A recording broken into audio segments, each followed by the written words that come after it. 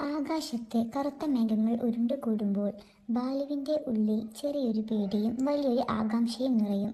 മുറ്റത്തെ മാവിൻ ചുവട്ടിൽ വീഴുന്ന ആദ്യത്തെ മഴത്തുള്ളികൾക്കായി അവൻ കാത്തിരുന്നു. ബാലു, അകത്ത് കയറ്, പനി പിടിക്കും, അമ്മ ഉമ്മറത്തിരുന്ന് വിളിച്ചു പറഞ്ഞു. പക്ഷേ ബാലുവിൻ്റെ കണ്ണ് ദൂരെയുള്ള ആ കുന്നിൻ ചെരുവിലായിരുന്നു. മഴ പെയ്തു തോരുമ്പോൾ അവിടെ ഒരു അതിഥി വരുമെന്ന് മുത്തശ്ശി പറഞ്ഞിട്ടുണ്ട്. മഴവില്ല്.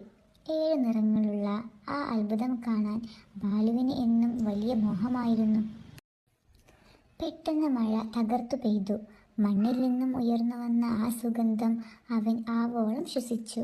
മിനിറ്റുകൾക്കുള്ളിൽ മഴ മാറി. വെയിൽ പതിയെ തെളിഞ്ഞു വന്നു.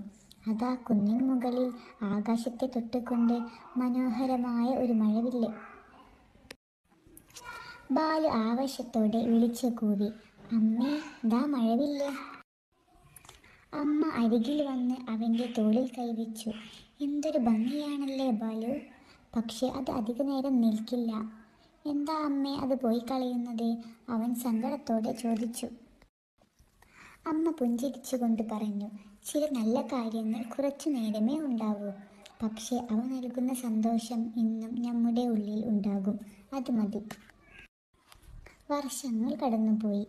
ബാലു ഇന്ന് വലിയൊരു നഗരത്തിൽ തിരക്കുകളിലാണ്.